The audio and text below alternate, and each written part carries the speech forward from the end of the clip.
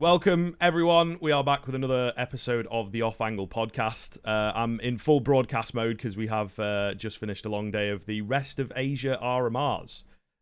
Michael also on that, of course. YouMe, you may know him as, down below me there, over by himself on the bottom, unfortunately, mate, on my screen. So I hope that's okay. I thought it was supposed to be a surprise. You said that the whole thing is something you don't know. No, the whole thing is that like the viewer doesn't really know where people go. You know, last time we had like Maui, because it's alphabetical in it on Discord, and then what we might start doing, I don't know, is just put some numbers in there or whatever, and then it'll mix it just up. to mix it up even more. You know. Yeah, You never know. at the moment I'm constantly next to Prodogo, so I think it would be good to. Who's going to slot in between P and S, man?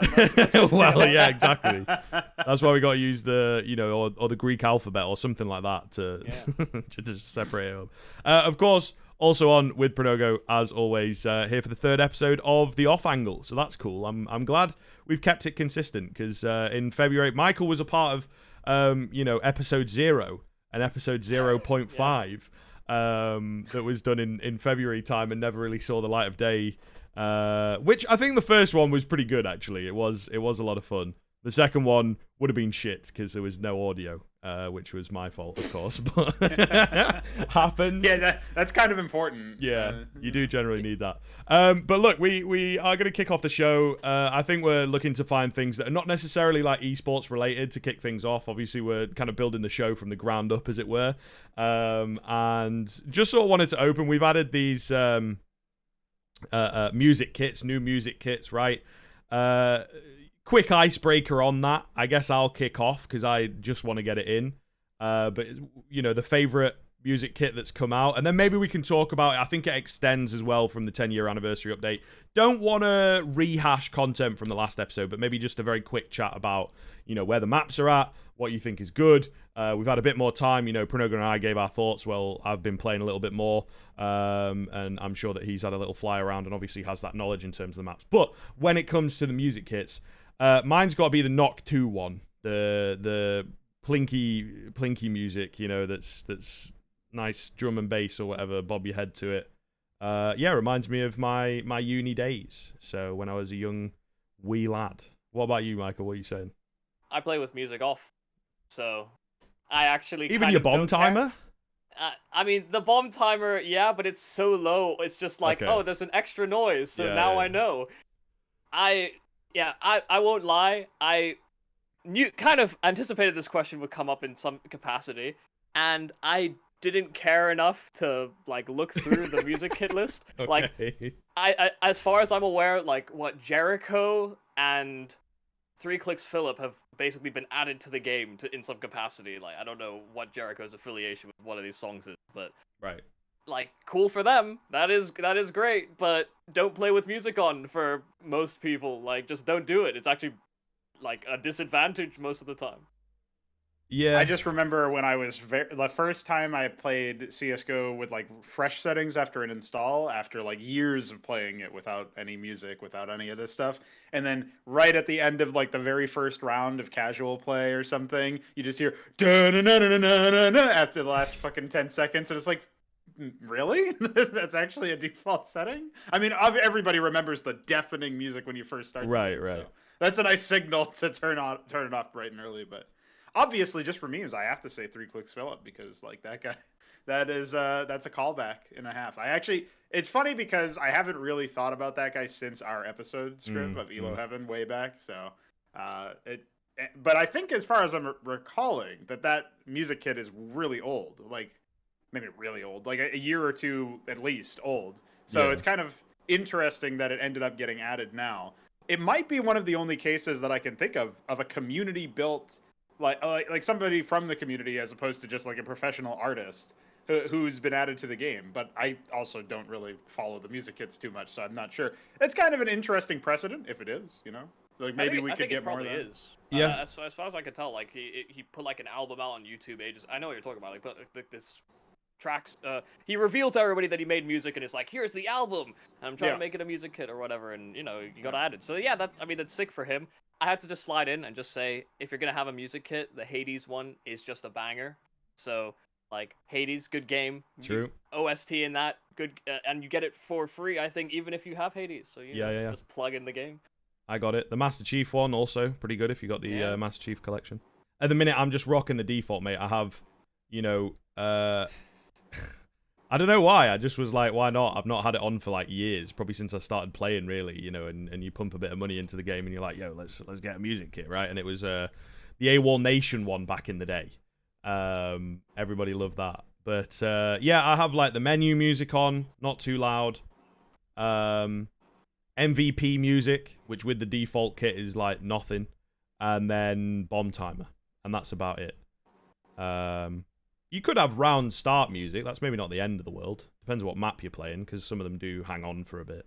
But yeah, what if I'm busy jamming and someone's just made a call to like, oh, we want to do this crazy mid split, bro, and I'm just sitting there going. Well, then suddenly all of that stuff Scriv was talking about before we started the show makes a lot of sense, doesn't it? Why is he just standing bottom mid doing nothing? I spent good money on this music kit. I'm gonna fucking listen to it. Yeah, literally. I don't know, man. But yeah, they're a lot of fun. I don't know. I definitely say the 3 clicks fill it one for all the memes. It's decent actually. I'd probably say, you know, I literally just watched the MVP like teaser video that they released, and I was like, Nox 2, cool. And then 3 clicks fill it was probably the other one that caught my attention. So, you know, I'd definitely say that I'm liking the 3 clicks fill it one, to be fair. And I mean, look, man, he makes some decent content. It's just obviously like the memeable drama and stuff like that from back in the day. So, you know, maybe we'll appear on 2 clicks Philip after this episode. But we'll see. Drama, not a drama, clicks Philip. Right. Journalistic integrity 4, the offense. Oh, God. But, yeah. All right, cool. So, a nice little opener there, and I think that kind of segues quite nicely. And I think we'll go esports angle on this one, right? Because we talked with Maui. That was a bit more about the 10th anniversary in general. I think everyone, well, maybe not everyone, but a lot of people are in the kind of agreement that it was a bit flat. Could have been more. Yes. Maps are cool, but now that people have been playing Tuscan, it's maybe not the hottest map in the world. It's fun, right? Like, for the average Joe blogs. But we're an esports podcast, so we gotta focus on that a bit, I guess, at some point. So, what are you thinking? Is there a map in there, Michael, that could make it into the actual pool? What map you removing? Why is it Vertigo? And, you know, is Tuscan or Anubis ready to be entered into the competitive pool? As somebody that is an advocate for both Vertigo and Ancient, I refuse to remove either of them because Jesus. I think firmly that the people that don't like the map are simply too lazy to learn it. That may be conflicting with some opinions on this desk. How can you learn something when you spent 2+ years staring at, actually 3 years now, staring at this skyscraper of a problem? You're gonna tell me that it's too lazy to learn? What? How is it lazy to learn? I literally can't watch. It's unwatchable. You just stare at smokes. Just get it out of here. You say you stare at smokes, but isn't that what you do on Inferno? One of the best maps in the pool? No, remove Inferno too, dude. I'm a fucking radical. Oh, okay, fair enough. This guy, I don't really like watching Vertigo, to be honest. Ever since the CT-sided meta came out with that Riptide update where they added all the grenades and obviously Pro started to solve how that worked, it exposed really, really bad map design like Banana. And it's been a shit show ever since. A lot of maps fell apart when you started to do that.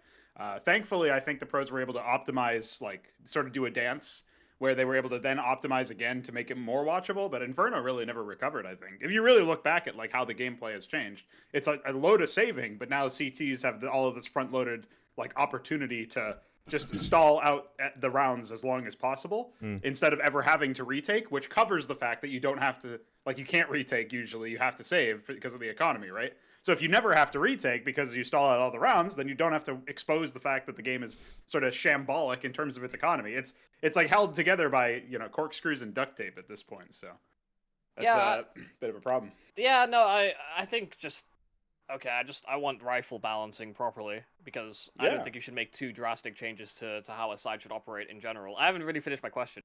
Yeah, go for it.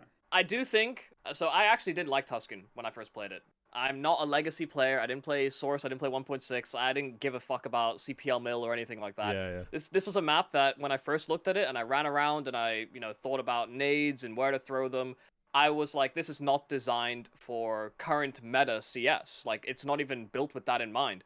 The skyboxes are closed, the walls are super high, you can get pushed from, your shit can get pushed in from everywhere from CT sides.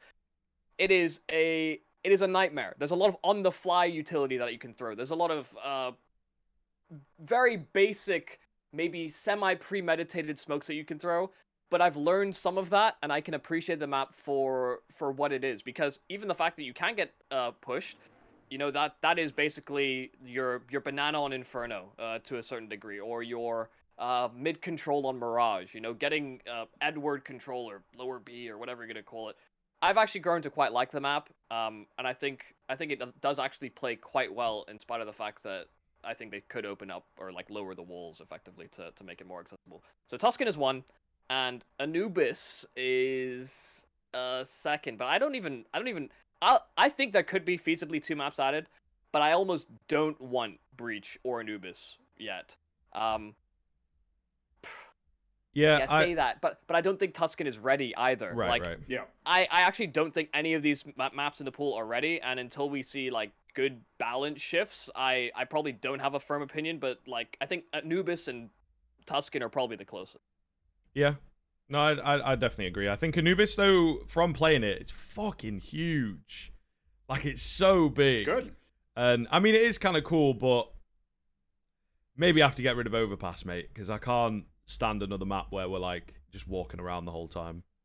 You know? Listen, I think it was you the other day on the other and episode, Scriv. You were talking about we should add Cobble back or something. Like, well, a lot of people want to add Cobble. I think that's maybe what I had touched on. Yeah, that's like the so nostalgia bug. It's not the new version. Well, yeah, they've kind of fucked it and not touched it, so it's quite far away.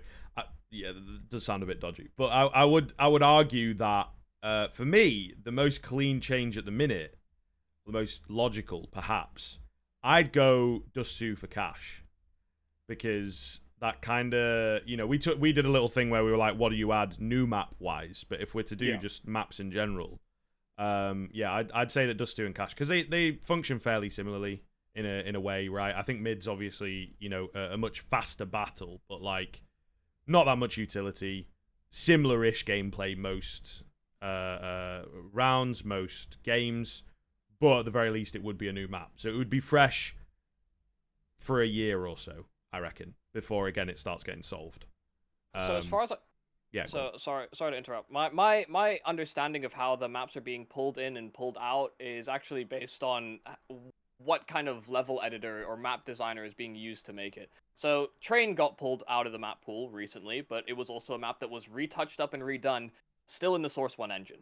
Right. It was also one of the maps that saw the least amount of play, even in competitive circuits, and it wasn't exactly like a very popular map in spite of teams being specialist on it.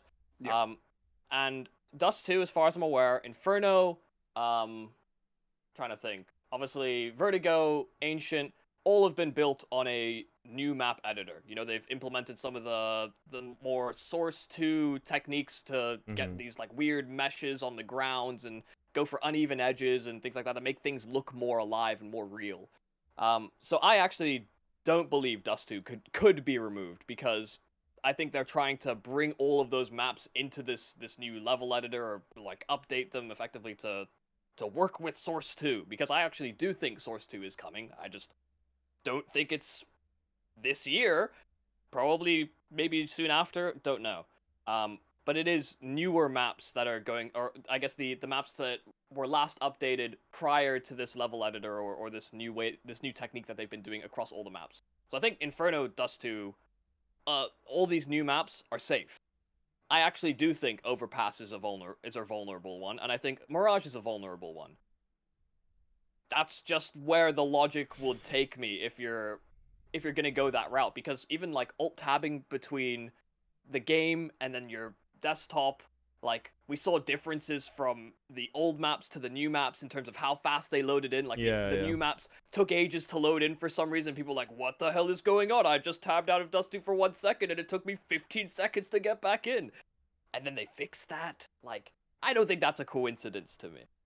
Yeah, true. I mean, some of the maps as well, I've noticed in the past it's a little less prominent now. And maybe it is just me staring at the net graph and all that, but like, I definitely did notice on some of the older maps that you'd tab out, you'd tab back in, and you never really hit the same frame cap either. Like, it was a bit weird. Sometimes, not constantly. And obviously, we still have this weird stuttering thing and this weird server full frame drop to like 20 FPS or whatever. I don't know what that is. You know, feels like getting lag switched back in the day on like Modern Warfare 2, you know? So definitely a weird one. But how about the fact that if you subscribe to a lot of maps on the workshop, or you have a lot of things in your inventory, you have lower FPS? Big friends list as well, bro. I turn my friends list off all the time, and I'm like, yo, I've got 30 or 40 extra FPS. So the marvel of modern programming, man. Yeah, I don't know, mate. I don't know. Again, I think it might be placebo. You know what I mean? It's like, well, actually, I've got that 30 or 40 FPS because I'm, you know, not in T spawn anymore. I'm in apps and there's less rendering going on or whatever. But, you know, it's nice to feel that way. I think some players as well, don't they? Like pro players say, I'd turn net graph off because it gives you less reasons to blame for bad gameplay. But yeah, I don't know. The constant argument that comes around with maps for me is changing them around more often. It does seem as well the way that Valve like to vote, as it were, or stats based to it is based on gameplay. That seems to take kind of precedent. That was the big the reverse engineered argument for Train was that it's the least played. It's not necessarily the biggest map in pro play either, so it seems like two birds, one stone kind of vibe. But now, I think it was you that mentioned this last time, Pronogo, it's a bit weird because Ancient and Vertigo are not massively played maps, but they are the most those are next on the chop of like if it's true, yeah. Probably a change up in logic has to come in. I think we definitely and we are begging in the esports scene for a schedule, for a system. It just make it a little bit easier. Maybe you don't even have to tell us what maps, but just the fact that there will be a rotation every now and then, rather than waking up on a Monday morning and all of a sudden there's a brand new map that you've never seen before, you've never practiced on before, and one of your favorite maps has been removed. And it's kind of like, all right, well, I guess we weren't consulted or whatever. Because it wouldn't be a wild problem, move. Right? Yeah, go on. Yeah. That's the biggest issue with me for people who, you know, are agonizing about whether or not a new map is ready to come into active duty. Nobody thought Vertigo was ready, and nobody thought Ancient was ready when they first released. I still don't think they're ready. To whatever degree you think they're ready is up to you personally, but the idea that, oh yeah, only Valve can just have radical experiments with the fate of professional careers and all of the viewers' experiences, like putting in just maps that are not yet molded into something competitive, because they, as far as we know, they don't even consult professional players during the development of these maps. They just give us something, and then now everybody in the scene has to start running around this new map, this brave new world, trying to figure shit out. That's the biggest issue for me. If you think that that's like acceptable behavior, or I mean, obviously people don't necessarily think it is, but they have to accept it because they're the developers, you could surely extend the same sort of grace towards a community map, even if it is a legacy layout like Tuscan, or if it's something brand new like Anubis, and even if there are some things that like really rub you the wrong way about it, obviously, at that point, to me, it's no different than the way that Valve did it, except community mappers are usually a little bit more receptive because they're members of the community. They're a little bit more amenable to some sort of discussion about it. You can pretty much guarantee that if one of these maps came through, that there would be some sort of like, I guess just pipeline of information between the professional scene and the mappers who are responsible for the layout and the art and such. They could say, hey, there's like visibility or performance issues in this location. Hey, there's like this layout doesn't seem right. And it's up to the mappers at that point to like interpret that feedback and decide whether it's like a good change to do or whatever. But there would be that communication. There would be that level of transparency if it was a community-based thing. And obviously with Valve, there's never going to be anything like that as far as we can tell. We can't even tell when they're going to do it, like Scriv was just saying. So the things just happen to us in CSGO, and usually not very frequently or quickly, which is why we've been wondering where Source 2 is for years and years. Well, yeah, I mean, definitely picking up recently, though. That's the one thing I'll add. I think they have picked up their update cycle a little bit. Oh, yeah. Well, the other thing is that they mostly communicate with like people monitor it, like other people in the community monitor the dev branch and stuff, and then just like say, look, like something that recently happened, Cobble Source 2 edition was added, a map that looks like Cobble Source 2 according to the file name, was added to the dev branch, and people were playing it in the developer environment. So it seems like more things are happening. They made some hires back over the pandemic to buff up the mapping team apparently, specifically. So like, yeah, there's all sorts of things where it makes you feel like there must be something bigger in the works than what we're getting, because we're not even seeing like the fruits of these people's labors necessarily, unless you count like, oh yeah, we needed to make a new hire so that Inferno's bomb radius could get increased in a patch. Like, okay, no, that's probably not what they were there for. That's probably incidental. So yeah, assuming just logically, trying to use your noggin, it seems like, yeah, there's definitely something big coming, or certainly something bigger than what we got. And like I was speculating in the last episode, the update quantity, or the number of things that were in this 10-year anniversary update, feels more like, what can we scrap together in the time that quickly, because the big project we're working on isn't done yet, and that big project, I assume, is this massive port over to the next version of the source engine, which I'm sure is going to have some interesting results. So. I think there was even like some people that have been monitoring, like you said, these like developer updates, or these things that like have noted that hidden path or somehow involved in some capacity now, or I've been, I guess, quoted on there. Of course, hidden path, like the original CS developers, which, they did a pretty poor job at the start of things, but it has gotten better. So yeah, no, I definitely think things are coming. On the topic of like, pros giving feedback and sort of changing maps, and some people just, especially the pro scene, I think opting to remove certain maps. I think whenever you get opinions like that of like, oh, which map do you think you should be removed? Oh, it's just going to be their permaban, or the map that they have like the worst stats on. It's like, I don't think that is a good frame of reference. I don't know how much like behind the scenes developer talking they're doing, or like maps or changes on maps that they're suggesting to these mappers.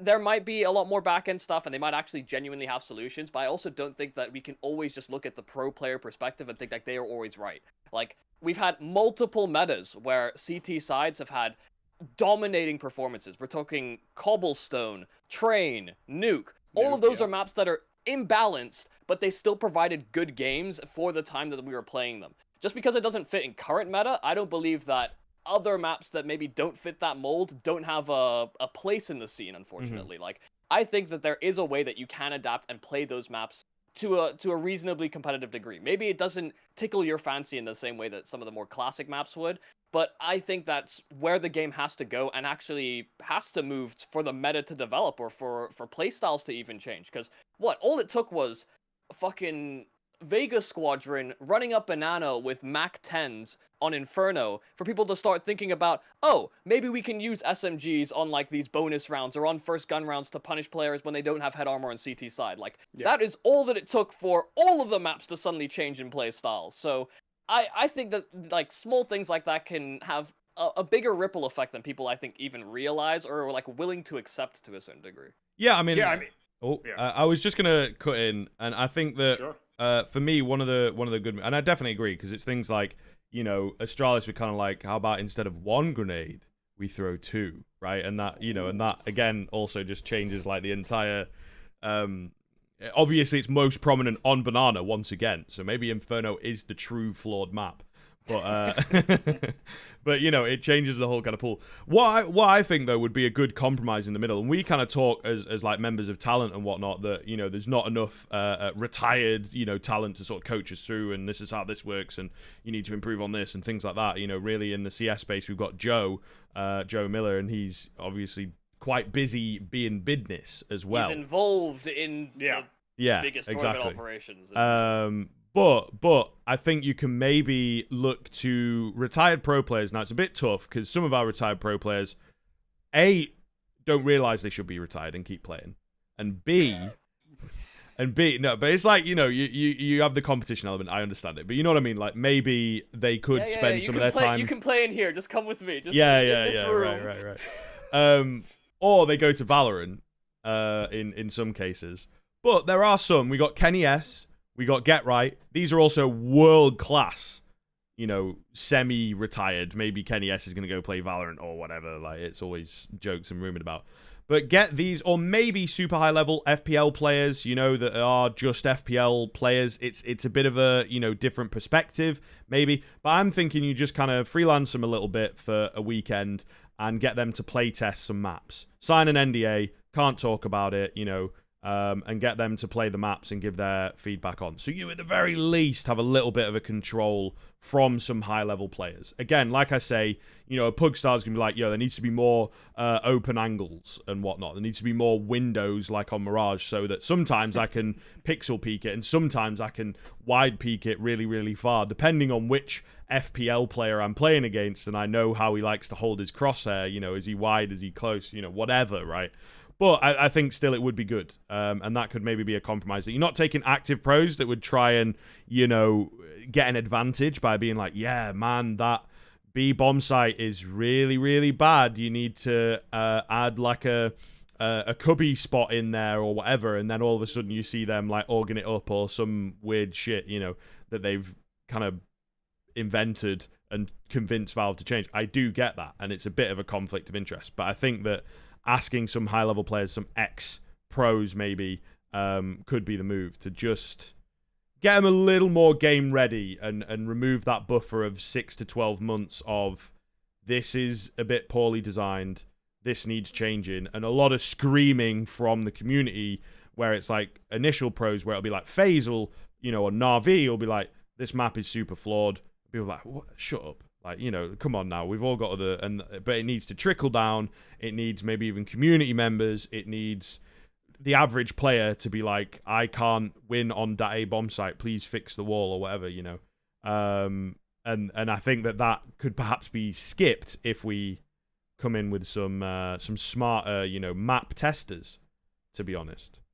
And we've got a community of map builders as well. You know, what if I told you that's exactly what community map makers do? Exactly. At least the high level ones, right? And so like that's another level that I think Valve misses when you get a map directly from them. By the way, like the thing that bothers me is that I'm in the process when I'm not doing CSGO stuff and I'm not doing other things. Like I am in the process of building my own competitive ready games. It's not the FPS genre yet. We'll get there eventually, but like for now, it's a different genre. But it's just a lot of similar thoughts. Is like, okay, if I'm going to be the one who's making maps and battlegrounds for these competitive games to be played, I need to keep in mind, like, obviously the maps have to be individually unique. They have to allow for good skill expression. They have to allow for a wide variety of strategies. To Yumi's point, maybe they are going to be more like sided in a certain area, the same way that Nuke was more CT sided than T sided for a very long time, and how that kind of defined the map and made it different than everything else.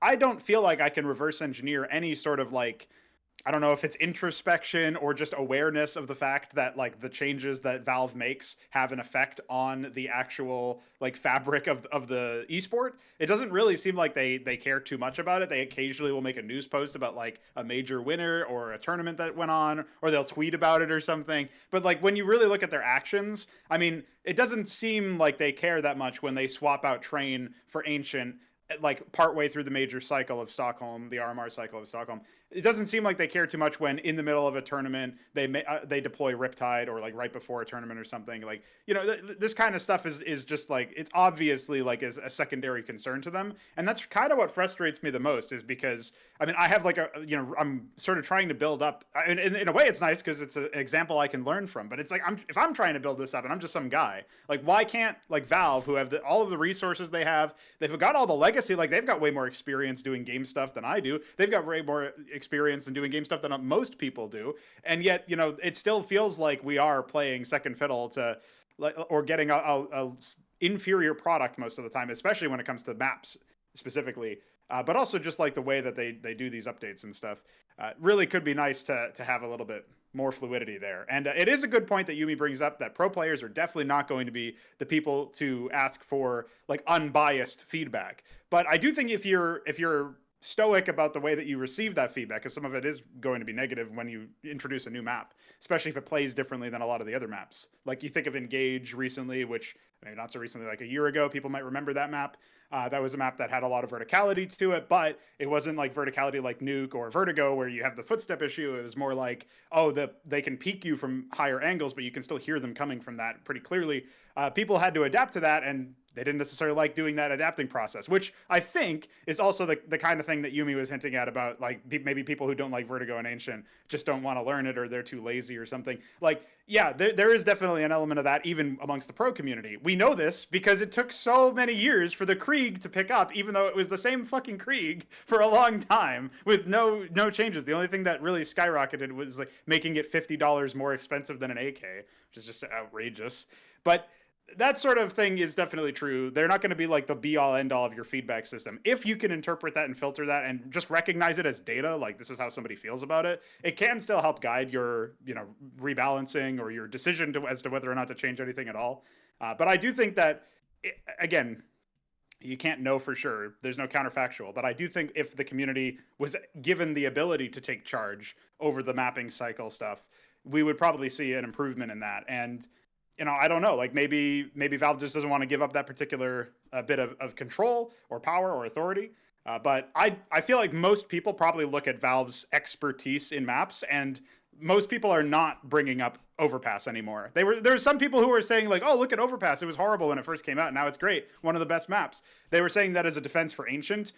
First of all, the idea that it has to be horrible when you first start out is like a weird premise. I don't know why you define it like that. Second of all, Ancient did not become Overpass. Sorry. So, like, I think most people have moved on from that notion that like Valve actually know what they're doing. And so, because of that loss of credibility, I don't really know how much longer they can go only giving us their own maps. You know what I mean?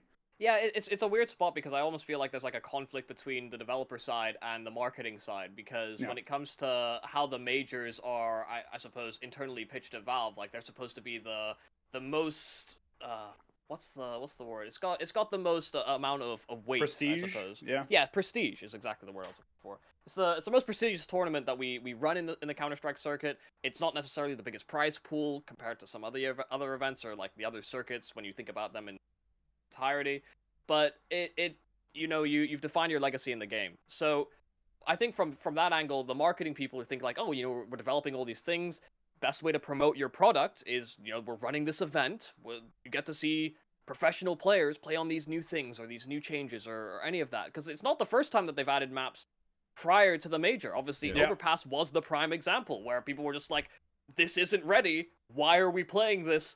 But Valve has final say.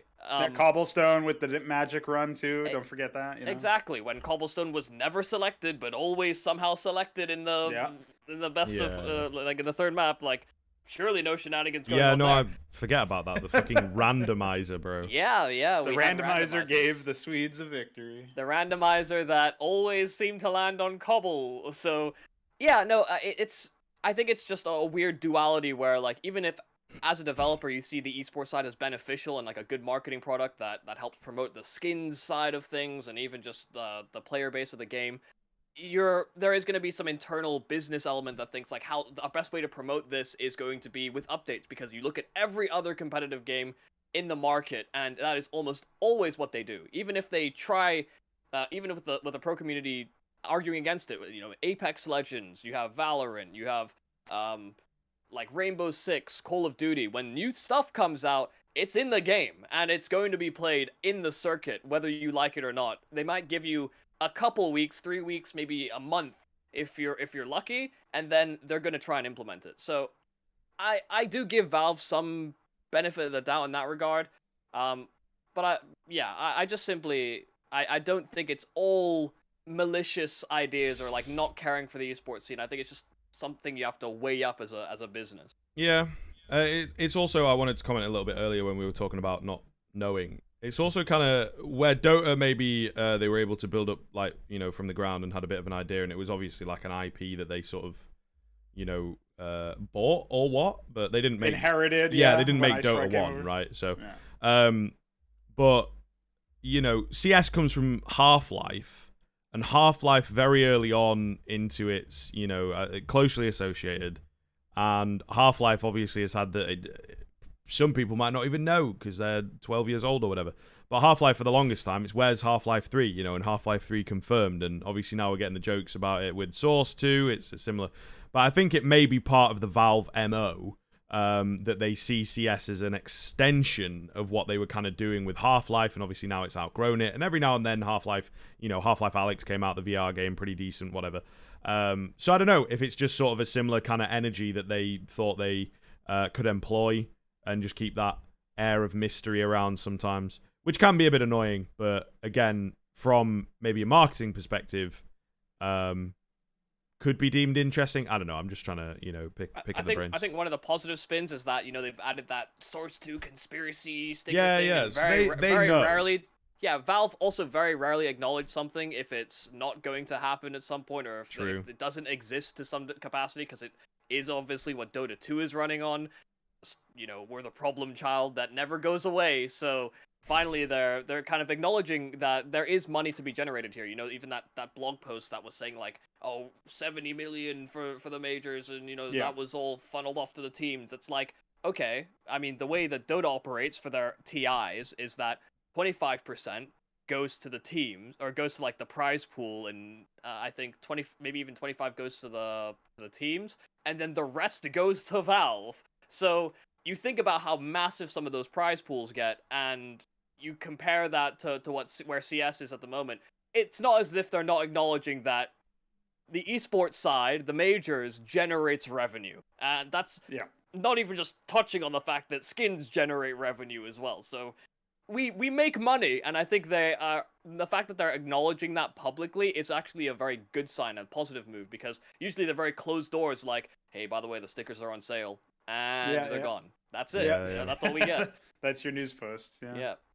No, yeah. I mean, it's something there which, like, really hidden deep there is that, like, Valve for a long time really did just behave that way, and it was weird because I always thought, if you're going to be a cynical businessman and you want to, like, really encourage and pump up the numbers that you're getting, you would do more with this IP. You'd do more with this game that's giving you so much money passively. But I think the passive part is what got me in that reasoning, because Valve didn't have to do work and they were still raking in so much cash, and, like, for the bare minimum of stuff. I think some of the skins are still from them directly now. I'm not sure about that, but most of them are now community made. So it feels like they're not even, I mean, obviously the agent skins are them, but, like, most of the stuff that gets added to the game now isn't from them. I guess maybe they optimize the music kits and stuff, you know what I mean? But, like, the work necessary to build all these microtransactions for people to buy is so limited, because a lot of it is just clicking a button in their Steam Workshop stuff internally to publish this to the game. And that's kind of wild to think about, just because, like, oh, okay, you could do this. Like, you could do way more than you're doing right now, because the amount of work you're doing right now isn't really that high. So the idea that they were just for a long time being passive, and now they seem to be taking more of an active role, communicating with us through the Source 2 conspiracy sticker and all this other shit, like, okay, cool. At least they are seemingly picking up the pace, and that must mean that intrinsically they see value in it, right? Yeah, also, genuinely, the CS community does hate change. So if we did get consistent updates like some other games do, in terms of, like, we don't have a lot of things to tweak. You have maybe the maps, you have weapons, you have maybe... Actually, that's kind of it, to be honest. Like, if you mess with movement, it'll kind of suck. Yeah. So they don't have many tweakables, and I'd rather they don't fiddle too much. I don't really want, like, a new weapon or a new pistol being meta, like, every month. Exactly. So like, I don't want to relive the R8. Like, that was a mistake. They could make it an actual choice instead of being a meme. They could do that. I mean, I guess what do you do though? It'd just be like a Deagle copy. It's like it's a sad scout that you have to charge up, like. I would be kind of down though. I think it looks cool. I would be down for it to function like a Deagle, maybe slightly different stats or something, like a little bit less inaccurate at range, or whatever, and just have it like that, single shot. Get rid of the fucking hold left click thing. Cassidy or whatever. Yeah, exactly. Scriv the kid. Like, I don't mind that as an idea. I don't know. Let me just grab a Western hat skin real quick.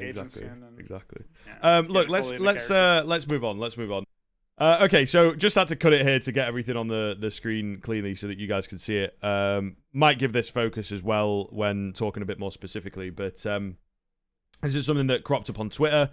Some people might have already seen it. 2.5k likes. I'm not sure if it's made its way on towards Reddit. I know you guys have seen it, and it seems like a bit of a cool idea.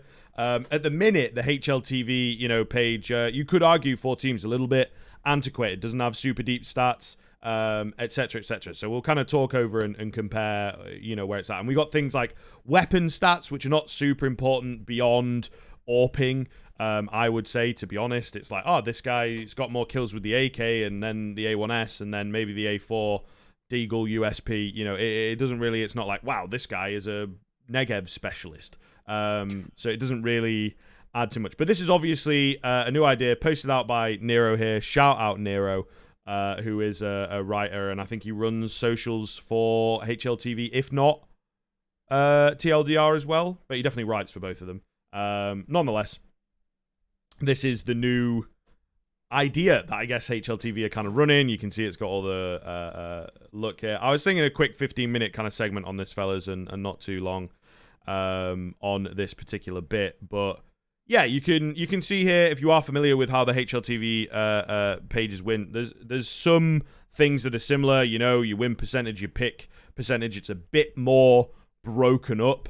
You don't have to, you know, when you're playing Mirage a lot, 75, what is that? You know, if you're not so good with the maths, you don't have to do as much behind it.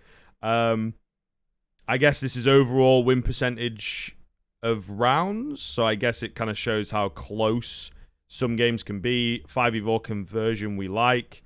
This is a cool stat, right? The idea of your T and CT side roles. I think they're kind of colored here. Is that the idea, or is it just? I'm not really sure. It's also the color of the name. Is the color of the thing there. So like, I'm not sure if they're each going to be colored for the. Let's have a look, because we've also got the phase one here. Yeah, okay. So green is AWPer, blue is passive lurker, half lurker. You know, which we're maybe inventing a few terms in there in a sense, but obviously a few ideas. It's not really set in stone just yet. The idea of wingers I maybe like, but I'm not so sure. Most strats I feel eventually come together for a 4-1 on the T side maybe. The CT side's pretty simple. Yeah, you can figure that out. But the T side stuff, I think might be a bit too team specific for them to fully get the roles down each and every time. But I like the idea. It looks good. What are you guys feeling? If we start with Pronogo, what are you feeling looking at this? Yeah, I'm looking at, so the weapon stats you were talking about, I definitely think you could just group all of the primary rifles together and just say, like, you know, main rifles or whatever. You might even include FAMAS and Galil in there too for the sake of it, because if you're going to use that gun, you're probably also going to use, like, you know, that might as well be added in. And then you can easily see, like, oh, this person, like, really likes the op more or whatever. The other thing is, it would be, I mean, one of the things that I think would be really nice is the fact that if you can actually get all this data and interpret it and put it on the page, it would be really neat to see the sort of diagram he's got for, I can't really tell from a distance. That looks like Mirage to me. Yeah. It would be cool if we saw if we saw that for every single map, basically. I think this is Dust 2, by the way. Is it Dust 2? Yeah, so it's Dust 2 on the left, and... Is it Dust? I think it's the CT side of Dust 2, yeah. Yeah, T and T. Okay, yeah. So, yeah, it's weird because I think it's flipped or something, so it's hard for me. And it's Well, it is definitely on the right. It's a bit weird because it's just... On the right, it's just the CT side. On the left, it looks like it's just sort of zoomed in on where the Ts would be. Yeah. So definitely Dust 2. And then I'll probably... Oh, yeah, that's T-spawn Dust 2 on the left. Yeah. Okay. So that's sort of what I'm saying is, like, you get an idea of, I don't know if the positions are actually accurate in terms of, like, oh, you know, Perfecto's always on the left towards B or what, but the idea of being able to see, like, on this map you see this change or something would be nice. I do agree with the sort of hesitation about whether or not it would be successful all the time. And the other thing you have to think about is, what is the fallback when you don't know where these players go, because you're talking about, like, a top 30 team instead of a top 1 and you haven't watched all their games, you know what I mean? Sure. Like, it's easy to grab all this data from the top uppermost teams that are playing the most watched games very frequently, so there's a lot of sample size and a lot of attention on them. But I don't know how this would work out. Like, I would like to see what the fallback is for when you don't have that much data about map specific stuff, and then I guess you would just see team stats probably and like everything below it. But yeah, I mean, any sort of additional visualization. I mean, the other thing is, by the way, like, I guarantee you a lot of teams, especially at the lower level, are going to use this and try to gather data on their opponents and be like, oh, at a glance, it looks like this happened. Maybe if this had existed, you know, say 1 month earlier, or maybe even 1 week earlier, it wouldn't have taken a rematch for Astralis to beat Los Pollos Hermanos, dude. This doesn't even exist currently. It's just a concept, isn't it? So yeah. Well, yeah. Yeah, well, I like the idea. I think the only way that this makes sense feasibly for HLTV, instead of like you're saying, you know, like updating for every team, is all the demos that they run is that they parse it, and they've got something that automatically filters or creates heat maps that are going to draw people to locations and automatically assign these roles. The best way that HLTV could do something like this is if the whole process is automated. Yes. But at the moment, as far as I can tell, that's not something that they do. Like they do have heat maps to some degree based on where people are getting kills. And so there have to be a different way that they process that information, because they've got a massive database. I don't know how they're going to retroactively look back and sort of look through those things, because I think something like this could and should exist, but it also needs to be timelined, because when we talk about certain players entering teams, the last thing I want to do is just go, I mean, sure, this is my job as an analyst, like I need to go look and hunt for this information anyway, but if somebody new joins a team like Dexter to OG, understanding how his role or his positions have changed or shifted is important for me to know or understand, because it changes the ebb and flow of CT sides, it knocks the balance of even how T sides operate. So I would love for something like this for it to exist, but it feels like there would have to be a massive infrastructure change or something being developed back end from HLTV that allows things to be run autonomously and sort of streamlined. Otherwise, it doesn't have any, to me, real feasibility. Like, it only makes my job 10% easier, and it's not meant for me. It's meant for the average viewer. But it's just like just a thought, right? Yeah, well, that's the other thing too. Yeah, it's like that. What YouMe was saying about the like finding the timeline or whatever is like it's really interesting actually to be able to see how how one player's addition like Dexter to OG changes everybody else too, right? Like if you could compare it to like line up without with Montu instead of Dexter, like what does Nexa do differently or something? You know what I mean? That could be really interesting, just because you'd be able to figure out like this player had some sort of really cool impact, right? Sure. So. Yeah, there's a couple things for me. I think that maybe a fix, maybe a way around it is to give trusted community members or whatever. It's still going to be kind of hard to vet, but maybe a bit of an admin-y role. I can see by sort of your face, so you can add to like the lower level teams where it's like we might have a bit more knowledge on an ECL EU team or whatever to sort of help ease the load, at least in terms of maybe like where the roles are at. But understand, like, if you're asking for people to fill in your data for you, right, there is, like, that takes time out of my, like, we are professionals. No, being a professional is understanding or, acquiring or hunting for this knowledge, where, I'm not free labor.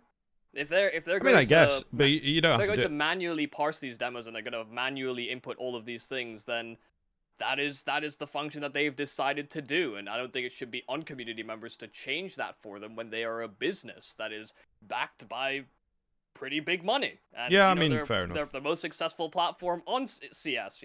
They generate traffic. They are the landing zone for everything esports and Counter-Strike.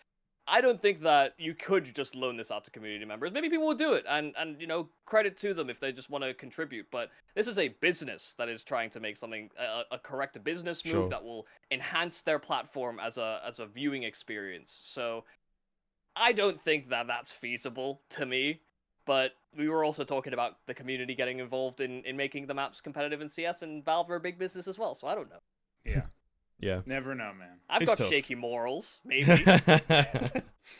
It's tough. I think it definitely would be nice to have a spruce up of the pages, to say the least, and just a bit more streamlined, a bit easier, a bit less click through, where I have to click here to get single player stats and click here to get map stats and opening stats and things like that. And I think that this definitely has a little bit more that meets the eye when you first look at it, which I think is pretty good. Definitely the roles is sort of the tough one, like you say, like automating that. Then also it's kind of, and look, this is bare bones, and you might disagree a bit, Michael, but I feel like, Pit is not necessarily like the anchor's position. This is a bit of a spawn-based position on this map. I say, so most of the time we say like there are B anchors, because that's the way that works. But I think the A players can be a bit more fluid, and you don't necessarily have every single round the same guy playing in an anchor spot, right? Because, depending on what you decide to do, you might help mid, and then you end up rotating and things like that. So I think that some roles, and this is the thing with like the wingers and the half lurker, passive lurker thing, I think a half lurk or a passive lurk could be done by one player. So it depends based on the team and things like that. So I think defining the roles is also something that might be a bit of a challenge, and then might also skew the, listen, man, Reddit's already enough of a cesspit of, armchair analysts. You maybe don't want to give them more, obviously jokey in nature, but, giving them more evidence to work with to decide that, look at how dynamic JKS is, or whatever. I was about to say, JKS is a great half lurk, but when they made him be a passive lurk, it just ruined his game. I can't believe they would use him like that. That's kind of the one thing that stands out in a bit of a big way. We'll show, this is like the FaZe stats as well, and things like that. I like you got the team colors and things like that, but it's like FaZe and their T side, I can tell you, I don't watch them day in, day out and do all the deep demos and all that because it's not my level of Counter-Strike that I work on. But their T-side functions very differently from the way that the T-side of Na'Vi does. And although, again, this is your prototype, but it's certainly something for in the future that, and I don't know, I'm not sure I want Carrigan as my pit player. It's a pretty important spot. He is their long player. So well, there you go. But I think sometimes it maybe switches up, right? And there'd be like the support and all this sort of stuff. That can change up depending on spawns and things like that. There's more of a Dust 2 focus thing. But what I will also just pop up on screen here and give a bit of a zoom in on this because we've not quite shown it. This is a sort of V2. Obviously, this is, the player side of things. And we have some more role-specific, stats here. The impact and the opening kill per round. It took me a second. Assists, clutches, whatever. Maybe that would change up, and maybe that would be dynamic, that each time you go on the website, it would be different, and then if you wanted the deeper information, you would maybe have to do a few click-throughs onto, like, Axile's profile and click in. But it definitely does. I feel like maybe his half lurk, are they putting that down as support? Or, because to me, that's kind of how it goes. You got a lurk, you got an AWP, you got an entry, maybe another entry, you got IGL. The IGL could maybe entry as well. Then you've got more supportive elements, which could be the IGL, could also be a dedicated support player. Depends on what the meta suits and all that kind of stuff. So I do definitely feel that designing this is going to be tough because, in terms of the roles, because they change a bit, the meta changes them, they change per team, etc., etc. The concept's super cool. It would be awesome if something like this were implemented. I've always wanted like a massive database of players and where they play, because otherwise you just have to look it up yourself, and it's very time consuming, and you have to like run through demos. And sometimes, like you said, those positions are dynamic. Sometimes they don't play long. Sometimes they're in different positions. Then they're like a floater player, and how do you define that? I think assigning roles will probably be the least of their concerns. They could just have riflers, AWPer, based on weapon statistics, IGL. and just leave it at that. Let people decide from juxtaposition with their games or understanding what the dynamic is in their team. They're like, it's like when I hear people say like, on like CT sides, this guy is a small sites player or a big sites player. It was a way for us to sort of umbrella people under this idea of like, well, there are certain skills that a small sites player has where, he's very elusive and, he can take these fights and everything. But the real definitions of that just don't transfer from team to team. Like, some people do play big sites on some maps, and then sometimes they play small sites on some maps. That's just simply how the game goes. Not everybody fits under the same umbrella of like, I only want to play the small bomb site. So I think just if we remove some of the terminology and we just keep it all numbers, I think this could be a very cool initiative and something that would be easier to launch. All right. I mean, theoretically easier. I don't know if they could have the technology to implement any of it, to be honest, but it's a really cool idea. Yeah, well, indeed. But we'll see. Any sort of closing thoughts? I'll have a little pan across if, because I know I'm going to get some complaints of like, we couldn't see anything, but I think you can see most of what's going on. You get the idea. And look, mate, go check out @NeroCS. You haven't even liked the tweet, man. Yeah, how dare you? I liked... That's weird, isn't it? I did like the reply.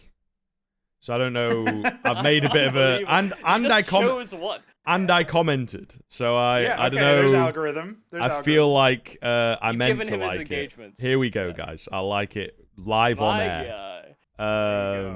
So yeah. Pumping those numbers. Indeed. Any sort of closing thoughts on this before we move on to actual esports that's been happening? No, dude, I'm fiending to talk about these RMR calls. Okay. Nero does good work. I have been watching. Shout out. I have been watching the some of this stuff on the match pages or the tournament pages, and I just wanted you to know that Guardian, the legendary AWPer, like Sempi or whatever. Yeah, he's on Sampy, and well, unfortunately, he just couldn't get past his opponents in double overtime, 22-20. He fell to the great XDDDD team. So there you go. I am familiar.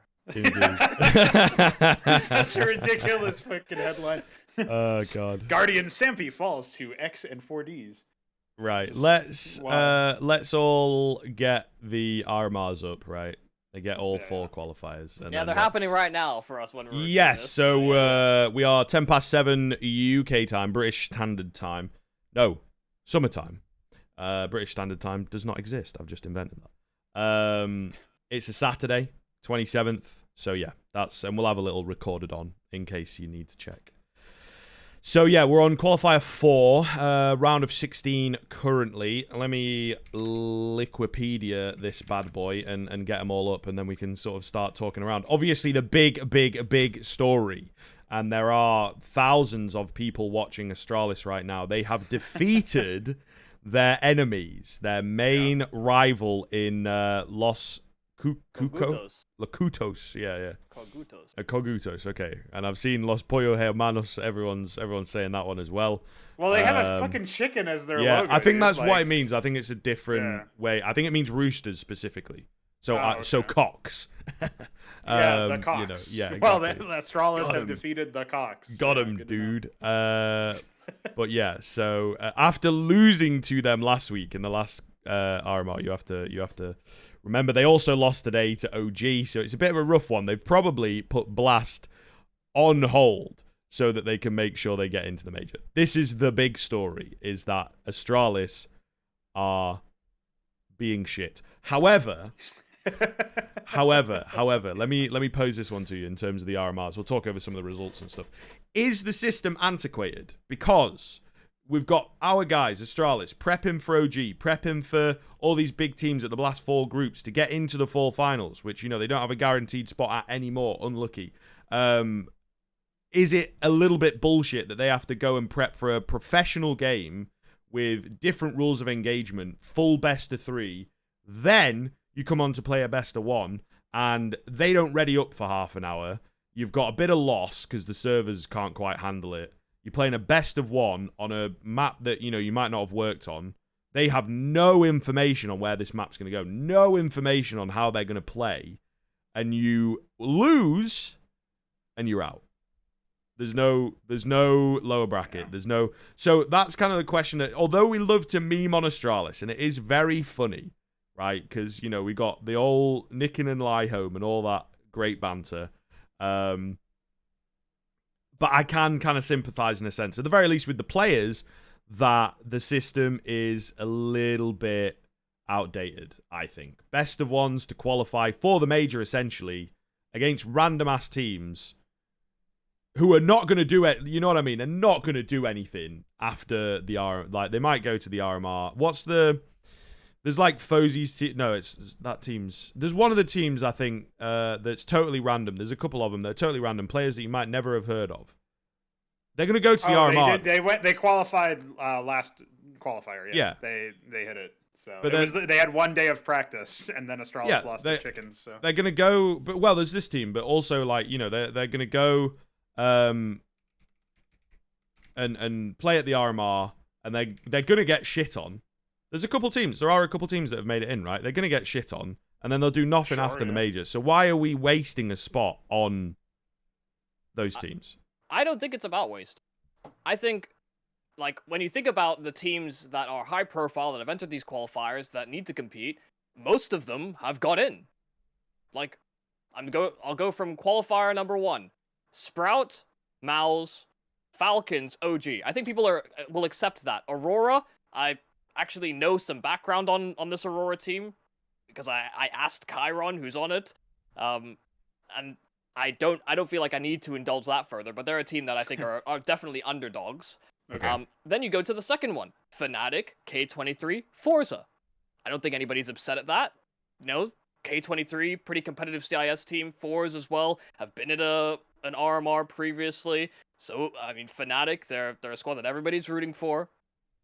So when you consider that, And you have Astralis that have taken part in all of these qualifiers. You have Eternal Fire and Sangal that can make it in. You have a literal FPL mixed team that that brought in people last minute.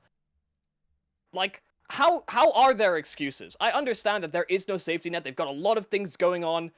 I think the main failure here is I don't think the system is flawed. I think the fact that we still have this congested calendar and we're finding out when RMR dates, like a couple of weeks before they happen, is the ridiculous part. Like, why is this so unorganized? Why are there tournaments overlapping with the qualifier dates when there are professional level teams in your franchised leagues that are overlapping with those dates? That should never happen. Like, if you're a part of these franchise leagues, you don't want to be in that position either. Yeah. It's the lack of organization on that end that makes no sense. Okay. Because we have moved to franchise systems. Blast has franchise leagues. The ESL have a franchise league.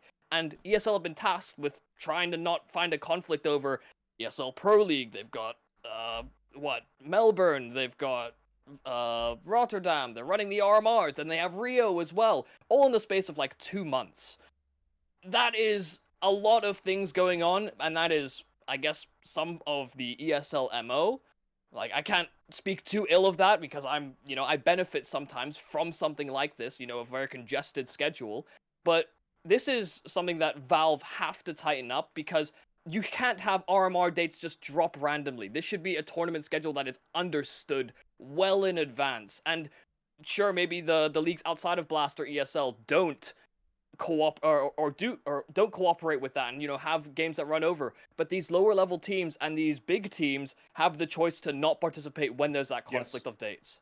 Yes, like they can prioritize.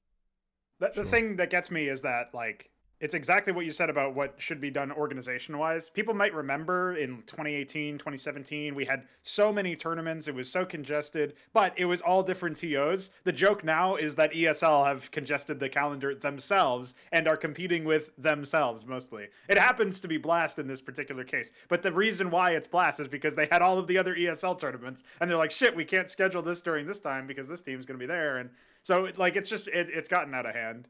The thing about the exact system that gets me is it's deeper. It's also the competitive angle of it, where, like Scriv was describing, it's a completely different experience to playing a best of 3 or playing against at least an opponent that you know about some time ahead of time. And this is why the organization side of it is obviously a pretty big deal too. If you know the dates in advance, you can at least prep for it. You can at least maybe work on your own skills. There's always going to be a difference in how the game is actually played, at least a little bit.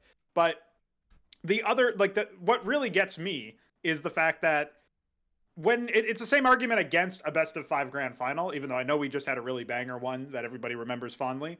For me, like, the reason why I don't like a best of 5 grand final is because you're testing a completely different skill set at the very end of a tournament after you've just tested that other one. The standard fare, scout your opponent, defeat them in a best of 3. That's the skill set you tested to get to the grand final, and now you're going to change it up at the end. That's what gets me about it. That's where I think, like, it is a bit of a sacrifice of the competitive integrity, and then, maybe after a certain point we can just get used to that, and that can always be, like, what people expect, so at least they're prepared for it. But in these RMR open qualifiers and stuff, it's another case where it's like, okay, I'm going to test a completely different set of skills. And that's why, by the way, it's so obvious to write off these lower level teams that do make it through, because it's a fluke, right? Like, it's easy to call it a fluke when it was just a series of best of ones in an open bracket of 512 teams or whatever. And yeah, of course, there's going to be an FPL mixed team that makes it in. There's going to be maybe that XDDDD team is going to make it in. Who the fuck knows? Like, the point is that these teams wouldn't have made it in, presumably, if it were a fairer bracket or a more consistent bracket with what we're already used to. If the format was similar, if we were testing the similar skills. And that's just another failure of the system, in my opinion. So that's where I think the system is flawed. But if we are going to accept that we just can't do best of 3s, we can't do double elim, there's 512 fucking teams here, we got to figure something out, then yeah, we definitely, at the very least, should warn teams ahead of time, get it scheduled out. They can prepare, they can work on their own game, they can do their own strats, they can focus the preparation on themselves as opposed to their opponents. And then hopefully, like, the fact that they have had time to prepare, their infrastructure and their skills and their longevity and tenure in the game will shine through in their matches instead of getting domed by chickens. Yeah, I think it is like, I don't chalk this failure up to the TOs because we find out these dates apparently not far enough in advance sometimes, and maybe they've already established deals. Like part of being these long-lasting leagues is that they actually sort of pitch dates and certain commitments to sponsors throughout the year, and that may overlap for 2 or 3 years. And Valve, I don't think, planned that far ahead. But it's not as though like we're unused to best of ones. There's a lot of tournaments in the circuit that still use it. Blast is one of them. ESL do it for some of their like challenger events, and the IEM Dallases and stuff to sort of break the ice of the opening sets of games. So it's not as though the best of one is random, but it is against a more known quantity. Like, you understand the teams that are in attendance prior, whereas the open circuit will give you sometimes the most random game. Yeah. I just think that there are enough, especially in Europe, there are enough chances that it's nothing to do with the format in terms of like a big team not making it. I don't think there are excuses in that regard. Whereas it comes from like maybe the Asian region, or like these smaller qualifiers that have, I think a bigger disparity in like the top level teams and the lower level teams, where you only have like a couple of slots or like one slot that you're fighting for, or there are only one or two qualifiers. There is a bit more variance there, and I think you can actually cut those teams a bit of slack to some degree, that they don't make it all the time to these RMRs, because the competition can be quite top heavy, and they're stacked into 2 qualifiers. That's why people have been arguing for like the Asian region to get 8 slots for an RMR at least, to make it not just like one team from Asia, Australia, the Middle East, and China. Like, there should be something more to that. But it's just another one of those things where I don't even know that Valve see that as a priority. Like, this is a part of the expansion of the game that we have to understand. Like, the open circuit is very appealing.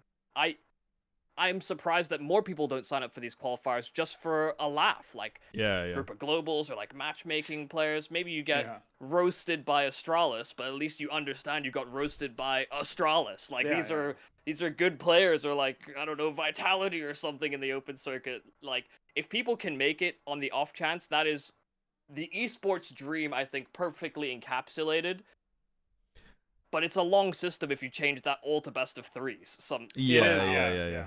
Well, I think your point about how many chances there are kind of diffuses that argument just a tad, because of the fact that it is so many chances. They'd probably have to change it to like 1 sign up though. If they did BO3s, it'd be like you can enter 1 RMR open qualifier, and then if you lose, you're out. I think that would maybe save on your time. And the thing is, that would also sift out. I don't know. Maybe they could do that. Who knows? Because it might all get a bit fucky. But they could do based on your points. If you have 0 points, i.e., you made the team last night, so you're a random ass team, you get 1. But if you have 100, I don't know how they work, I won't lie to you, you know, like 150, 200 points on the ESL rankings, you can have, i.e. you are a pro team because you've been able to build up those points, you can have multiple spots at the RMR as it is required. But then you'll end up in a system where, because Blast run X amount of events a year, they get certain amount of ESL world ranking points. Yeah, no, that is true. Yeah, you get certain inflated HLTV statistics as well, because the 50th team is playing the 40th team, and that means that we're competitive. Like, there is going to be a flaw. It will be gamed, basically. Like, if there is a system in that manner, it will be gamed, and I just don't know that I'm all about it.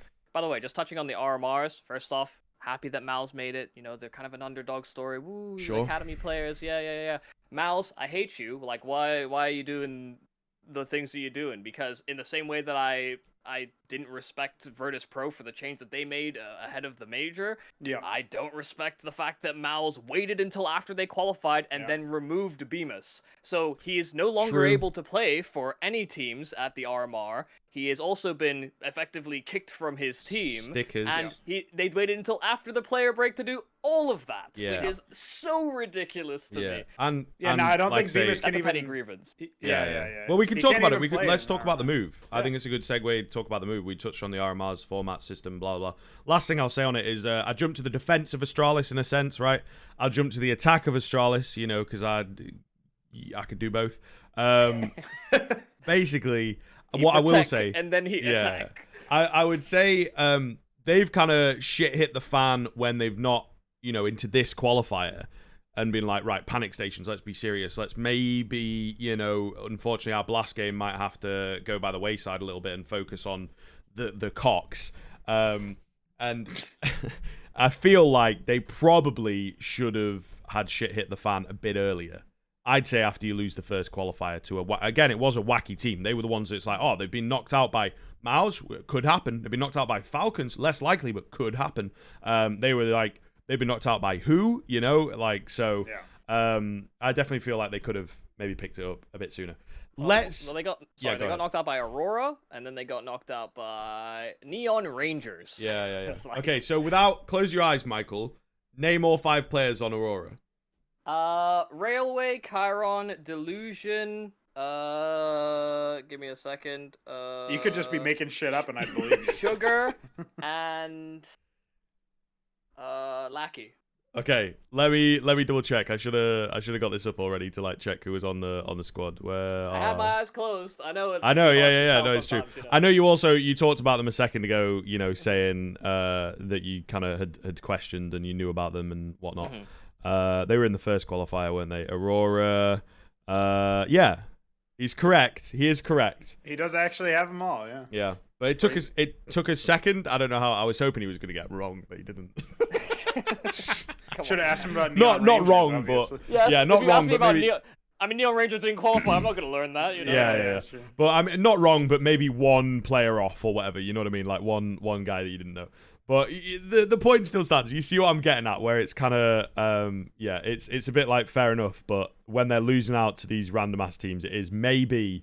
Indeed, a little bit on Astralis themselves. So, but think about that too, right? Like, think about the fact that YouMe was just talking about Neon Rangers not qualifying. Los Cagudos didn't qualify either after the third one, which is why they were in the fourth one for the rematch. Like, Astralis are losing to teams that aren't even qualifying. Yeah, no, it's a fair point. Hidden superstar developing teams like the next BNE or something. You know what I mean? Yeah, but I don't know. Getting Astralis to take responsibility is tough. So well, Yumi was talking about VP with this minus Sanji move ahead of the major. How about Astralis minus Bubsky after the qualification? Well, it's the same shade, man. It's the same shit. What about minus Zipex? What about it? Exactly. That's what Astralis said. It never happened. What about it? Yeah. What about it? But cool. All right, let's move on. Because I actually think Xerxes, although practice-wise, and here's the thing, because we don't know. Maybe he knew from the player break, because I've not caught any statement or anything from Bemis really beyond thanks very much and retweet of the leaving graphic. You didn't catch the statement of I woke up today and found out when I joined TeamSpeak that I've been replaced. You didn't catch that statement? That was a good statement. Basically what he said. Oh, okay. Is that right? He tweeted that out before doing any PR stuff. Yeah. Shit. It's like this came as a shock to me because I came on and then I joined TeamSpeak and they said I'd been replaced, basically. Yeah. Right, okay, I wish them luck in their new adventure, Yeah. Mouse, very shitty conduct, right? Very bad business conduct, I will say. That's uncool. We don't it's fucked, mate. Learning that you've been kicked or whatever from an announcement, it's one step down on the ladder, isn't it, really? It's coming back home and having the locks changed. So, exactly. It's like make sure you're on Twitter at 6 o'clock, Bemis, and he's why? You're getting kicked. You found out now ahead of time because we thought we'd let you know. It's a nice thing to do, but just make sure you're on Twitter and ready for that retweet. Cheers, see ya. And then it's like you have been banned, from the TeamSpeak. But what I will say, unfortunately, and it's going to be a bit mean now. I've just memed on him a little bit. I think it's a good move. Because I think he was a bit shit towards the tail. Well, especially it was Cologne, wasn't it? They had the game against Astralis and the ancient map. I think I remember because I did it. I remember it quite vividly. I did a show with Thorin and everything. The ancient map. It was literally Vendetta had a tally going of every round they went B and every round Bemis got picked first on the CT, playing on CT side. So I do feel like he has been a little bit of a problem. He had the stand-in with FaZe. And, he was good for that, but it's the old stand-in buff. We'll see what happens to JKS. Maybe he gets the same, where it's you've got the energy, the no pressure kind of thing. Just show us what you got, man. It's all good. And it's you want to go be this, you go wild. You go be this round. And then he gets 3 kills. Whoa, you're sick, man. But keeping it up consistently, and when you get into a team environment and you got to compromise things and this, that, and the other, he's not quite flourished as hard for me in that environment. I don't think he's the only problem or the only player on the MOUZ team that has happened to, unfortunately. I think MOUZ are a perfect example of why the academy system is a great system, because they've brought in the academy players who are much more comfortable, much more ready to go, and they slot in much faster.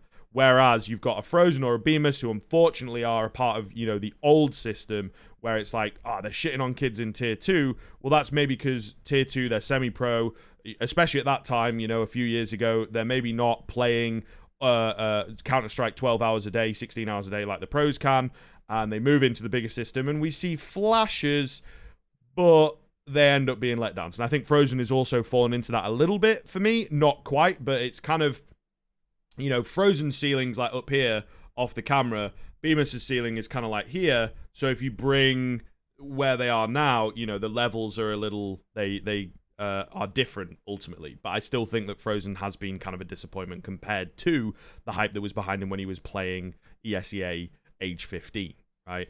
So yeah, I think overall Bemis for Xerxian, and for me on the eye test, you got Torzi, sure. You needed an AWPer, good move. Next would be Xerxian, not JDC for me. I don't know that you necessarily needed to make an MBK for JDC switch. They fill similar roles. JDC maybe is a bit hungrier, a bit younger, and a bit more into it. But Xerxian for more firepower, I think would have been the move for Bemis ahead of time, actually. I think that this is a late move. This is maybe why indeed it's come out so weird.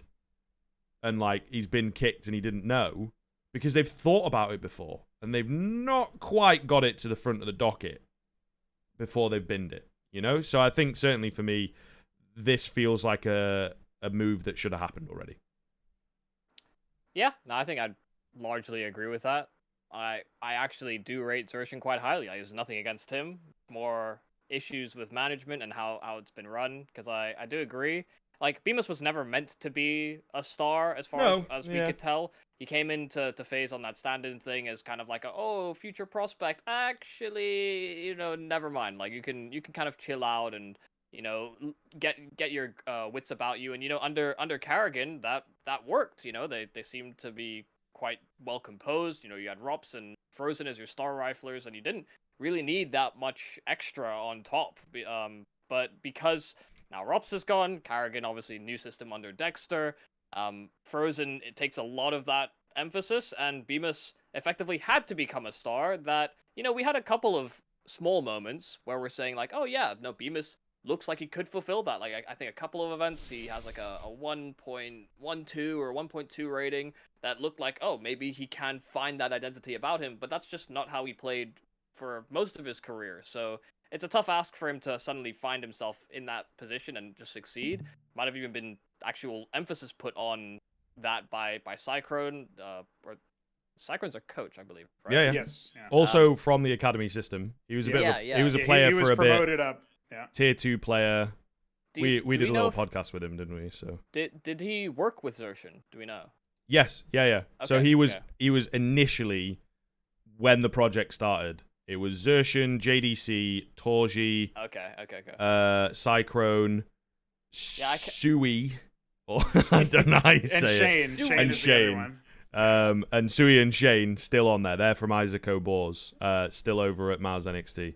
But, 4 pieces of it have actually been moved up to the main team. It can be awkward to think about timelines, because, like, I don't know, sometimes I think an event that happened, like Stockholm RMR, like, that felt like such a long time ago, but that was only last year, So, the timelines can be a bit muddy. But the thing about the Cyclone stuff is that, like, unfortunately, it's just sort of incidental here. Fans are just going to be like, wow, Cyclone really does love those academy players, man. Look at all the academy players he's brought up, like all of his homeboys from the NXT squad.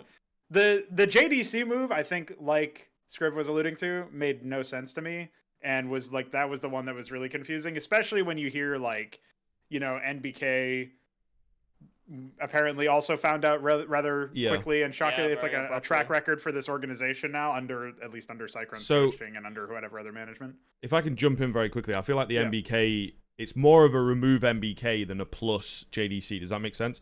I have a feeling that maybe MBK. It was like after less than 3 months, though. How yeah, quickly well, do you no, have it's to true, remove it's true. somebody? But I'm just kind of, and look, man, if he ends up watching or whatever, and I'm wrong, like, tell me. But I feel like maybe with where we've seen him move on afterwards, maybe a little bit of motivation issues. Maybe they were expecting more from him when he came into the team in terms of a leading voice. And then you also, like I say, you've also got JDC, who's super hungry, really wants to go for it, very ambitious. This is his time as well. You have to bear in mind, there's a lot of young players on the Xertion's like, cool, thanks for the opportunity, man. JDC's been playing for a lot of years. He's like, kind of my age, he's like 23, 24. So he's not quite full on academy. He's just maybe not had the best places to, you know, show himself off or whatever, or the best drive, or played in the Unicorns of Love team that, you know, maybe did some weird things. We love all of those. You know, you ever like just take a basket full of matches and break them all, and then you need somebody to fix them? Yeah, we love those kind of services. So.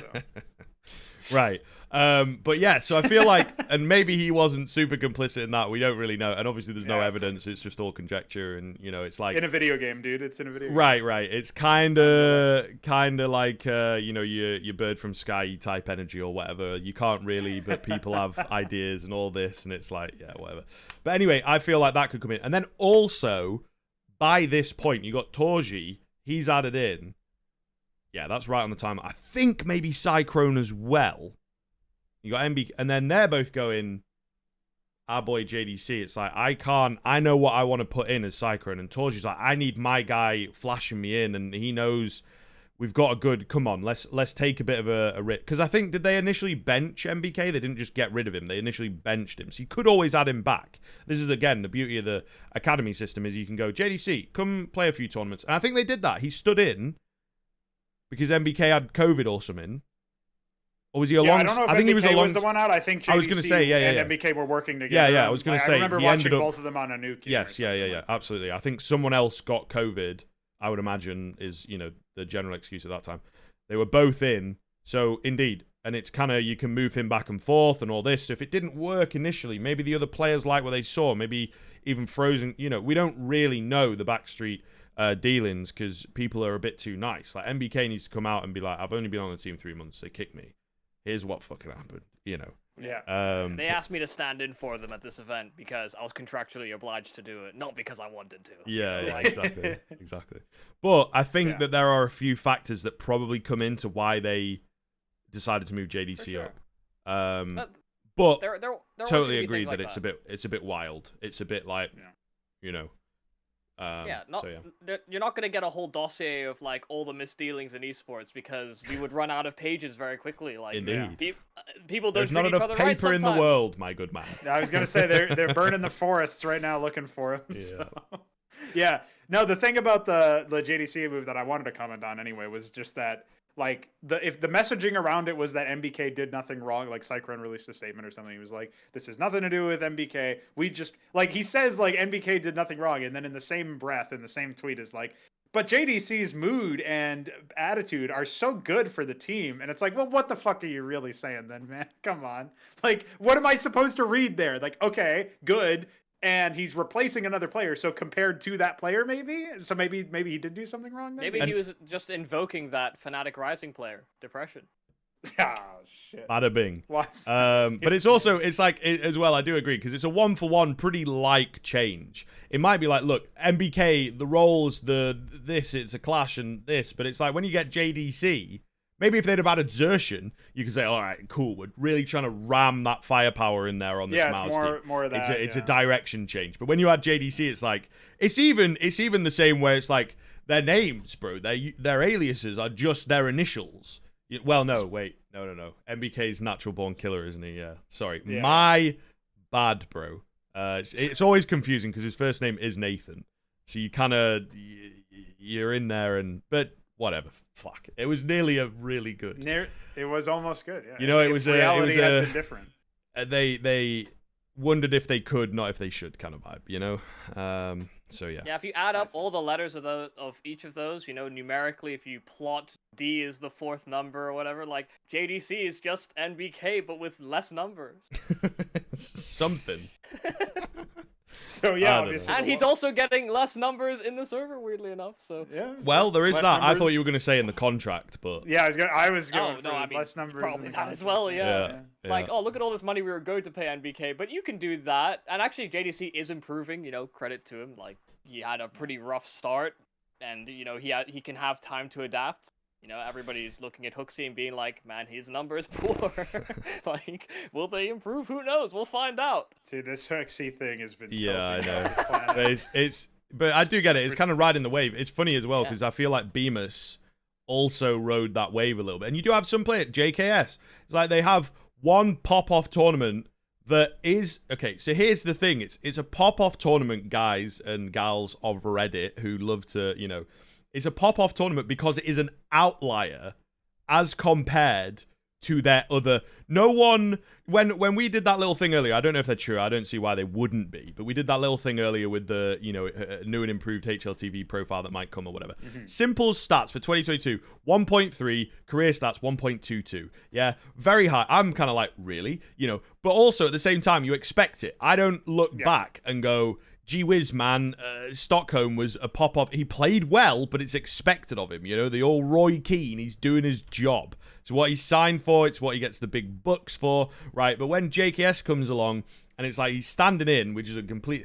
And he's played really well, MVP of the tournament, and everyone goes, wow, that's so amazing and unexpected in a good way, you know? And it's the same kind of deal that I think we've got with Bemis here, for me, right, and riding that wave a little bit from the phase days. And JDC, I am, again, it's retroactively kind of remembering, but I do seem to remember him standing in and playing very well. And everyone being like, whoa, dude, this JDC guy is sick. So I think that there's a lot of that happens in these teams with the recency bias and, you know, with and it's tough because JDC, again, his ceiling seems really high. So when he's playing poorly, it's like he must be on an off tournament, or there must be something we need to change as a team, or as an IGL, or as a coach, because individually we've seen what this guy can do, but it might not be as consistent as you think, or it might genuinely be a fluke. Look at ENTS. Look at the teams that always pull off these major runs that they are flukes. I think individuals can also have fluke tournaments from time to time. So yeah, thank you for coming. Yeah, I mean, ideally, those types of players are exactly what the academy system is built for.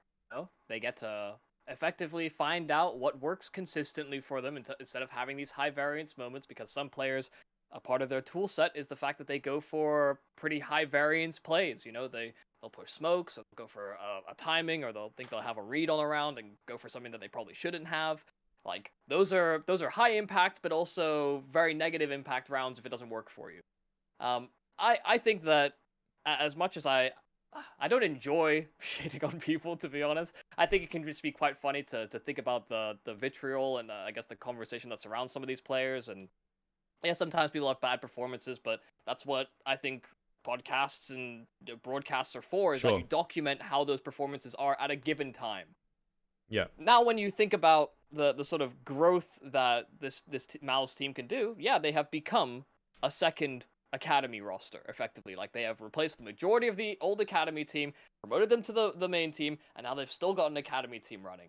So, is this a talent farm? Have we decided to just change the ship because now Dexter's working with a bunch of very young talent as opposed to the stars to replace Carrigan, you know? I never thought he got the best out of those players. Sometimes due to respect, you know, Dexter has never sort of called in Europe and has never proved himself a good caller in the scene. He jokes about himself, for God's sake. Like, do you know what I mean? Yeah, I get it and get involved, but also, like, you know, you got to disprove with excellence. Is my thing. You talk a little bit about you don't like shitting on people or whatever, and it's kind of like, prove me wrong. And I think Richard's the same, because he, you know, has done a lot of the JKS, you know, anti-JKS almost. He's like, prove me wrong. You know, come in here and Bemis joins a new team, he takes over, and I'd be like, fair enough, mate. Like, you know, it was the team. But at the minute, it's not the team. And I think, Dexter, for me, is a similar kind of energy to that. I'm not going to lie to you. Because I feel like this is now his team, though. Yeah, right, exactly. He has to do something with this, because he may well be the fundamental issue with the team anyway. His stats are not fantastic. His IGLing's never been, and they had a good period there for the sort of tail end of COVID where they were a bad team, and they should not be a bad team. You know what I mean? They should be a top 10 team fighting for that kind of a spot. So.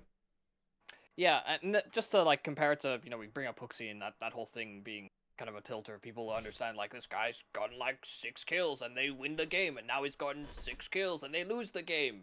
Like to me, this is a first event where he is getting the call up of a lifetime, sure. And he costs a fraction of the cost of every other in-game leader in the scene. I don't think people would have been happy with Alex. I don't think people would have been happy with them continuing with Alexi B to a certain degree.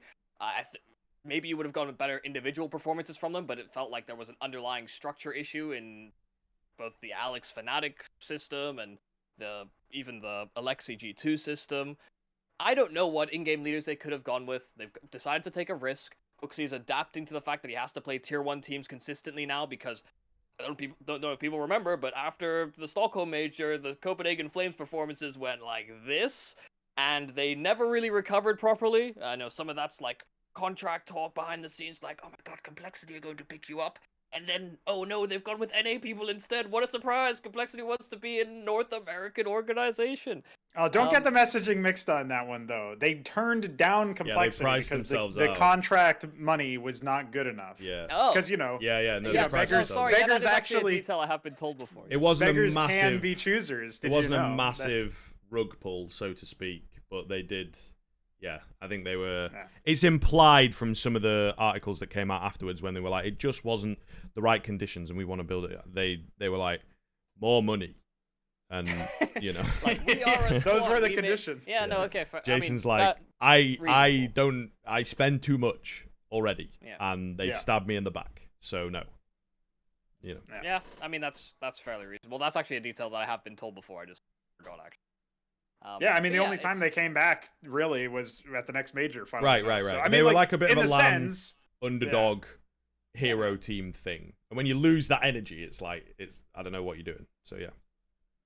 But yeah, they stagnated. Hooksy performed actually better, during those tournaments that I think he is currently doing now. But he's also having to probably manage 50 different things. He trying to find the best fit for Nico in situations, for Modesty, understand how to communicate effectively with them properly, because his English team as well. Not that his English sounds bad. Like, he has fluency, but always talking with new people, understanding how they're going to react to certain things, or understanding what, to a certain degree, the coach can take some of this ownership, but being an in-game leader and being a leader, you have to manage personalities and understand how anything is going to affect someone's mood, because that can also apply to the game. So there's a lot going on for Hooksy right now. He's under a bit of a microscope, and people are trying to put, I don't know, hand sanitizer on him and hoping the virus goes away. Like, get Hooksy out of G2. And it's a Nico team, so maybe the Nico fans, share a similar mindset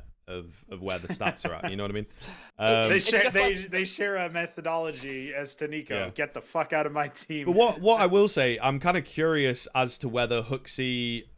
do you think enough pieces have moved with Alexi B leaving, and it's such a hands-on style that we know, Alexi B has? Do you think that they are coming in trying to get him to fill that style, or his own, or a mix of the two? I think as well that might be kind of the transitional period of what kind of in-game leader do they want Hooksy to be?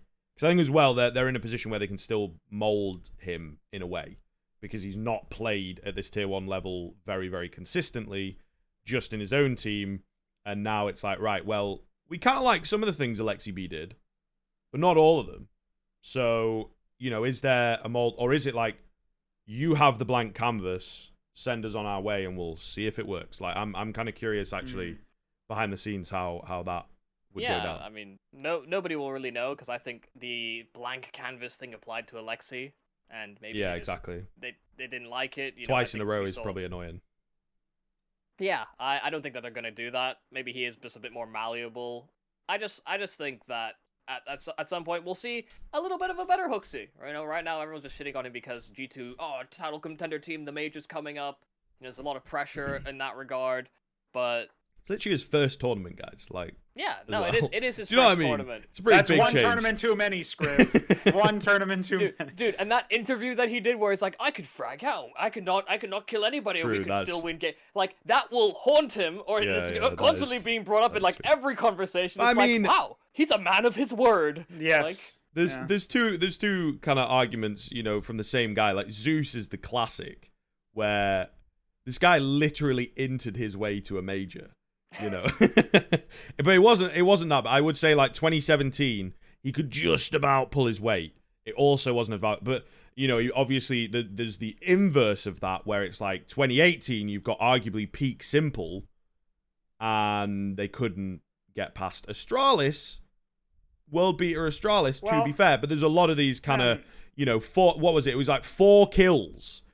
3 rounds into overtime or whatever. So there is an inverse where you do need to catch him. You do need to be like, right, you can't be too poorly performing. Yeah, you have, there has to be there's a especially in of today's time. game. Yeah, there's a period of time of acceptance, and first tournament. Yeah, no, that's true. It is true. When you're just entering tier 1 for the first time, I think you cut some slack.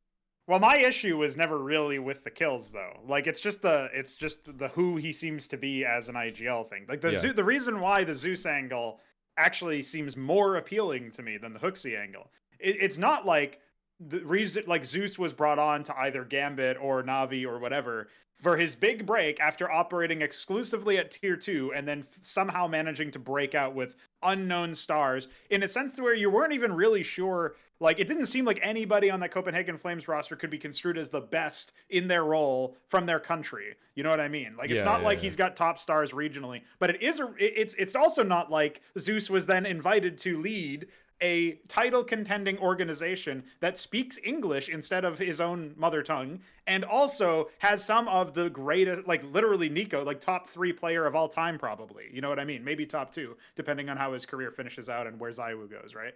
And so, like, that's kind of where we're at that point.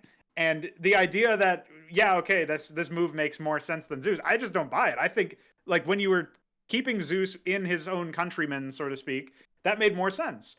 The Hooksy angle is like he's got no experience leading superstars, actual bona fide superstars. He's got no experience calling outside of English to our knowledge. I mean, calling in English to our knowledge, calling outside of Danish. And I mean, there's like nobody here who he's even played with before, right? And so like his experience with this roster has to come from everything from this point forward. It's not like you invited a Kerrigan or you invited a Snappy or something who have already at least proven themselves at this level to some degree. It's not like even an Alex who, yeah, okay, maybe he's lower level than the first 2 names that I dropped there, but he's got, you know, a reputation as a solid systems IGL who also knows how to play loose based on his time in Fnatic and maybe a bit hard done by based on the time that he spent not just in Fnatic but also in the ill-fated Cloud9 roster. So yeah, I look at this and I'm thinking like why would you pick Hooksy though? Like why would you pick him? What was the reasoning? And they kind of memed on it in their announcement video where they were just like, will you like? Oh, I'll tell Nico to shut up, and that's my qualification. Yeah, shut up, Nico. Yeah, that's it. Definitely the thing with G2 as well. They lean in as an org, but the thing is, they just get more traffic that way. I think we're still early enough in esports that it's like no press is bad press. So if people are talking about your new signing and by proxy talking about your team, it's just going to get you more traffic. And they kind of... Well, at least they'll be first in the traffic, even if they never touch another trophy. Yeah, exactly. But like... Would they not have generated the same amount of traffic for, I don't know, bombing out of groups of the major with Alexi B? Yeah. Feel like maybe. Jack's quick switching in the middle of a Furia match? It is, Lamau. It is an addition. It is an addition at the end of the day. It is roster moves, and they generally get the most traction. And then from that, you're like ramping into, and then imagine he starts playing better, and then you win the major, and Carlos can turn around and go, "I told you all," and it'll be like, "I was right." It'll be the tweet or whatever, or like Hooksy go IGL, and it'll get like 1 million likes or whatever. You know what I mean? Like it definitely it's the if it doesn't work, you're still up from where you were at. If your team doesn't quite work, you're still up, and then you plateau, then you make another move, and then you're up again. Right, and you get all that happens, Scriv. All that happens, and then Hooksy wakes up from his dream, and Nico slaps him across the skin. But you know what I mean? It's like you're sort of you're up in interaction, you're up in following, you plateau, you get A Swedish player. You got more Swedish traction because he brings a few fans. He's a smart geese. He might be throwing away money, but in esports, people do not follow teams. People follow players. Sure, yeah. And G2... Or iconoclastic figures like Carlos himself, right? Right. This is the thing. G2 and maybe FaZe, but not necessarily in esports just because FaZe are, a corporation. They're on the stock market or whatever. 100 Thieves would be another one, but they don't have a CS team. So, these are, I would say, the only organizations really, few in COD maybe, where people follow the organization. It's what Overwatch League were trying to build with the whole, people separate in arenas, and like there's regional tied teams. tied to a city or whatever, like conventional sports. But for your more organic esports teams like Gamers 2, I doubt there's people probably forget. Is Gamers 2, mate. I was watching earlier 2014 DreamHack VOD with Sado and Anders casting together. What a cursed timeline, Obviously, it's a good duo, but you know what I mean? It's just the wackiest. I never knew it was really a thing. Watching like Rubino, who remembers Rubino? And they kept calling G2 Gamers 2 the entire time, and it was just really jarring. But, it's a smart... This is the thing as well. They are a business, and they are making business moves. It works for the team. Players probably want it. I think he could indeed bring some more to the squad. Alexi B didn't quite work out. Alexi B may be overrated. Who knows? But it is, in terms of this fucking business thing, it's smart. And then if it pays off, man, it'll be one of the greatest storylines of this season, if they manage to win the major.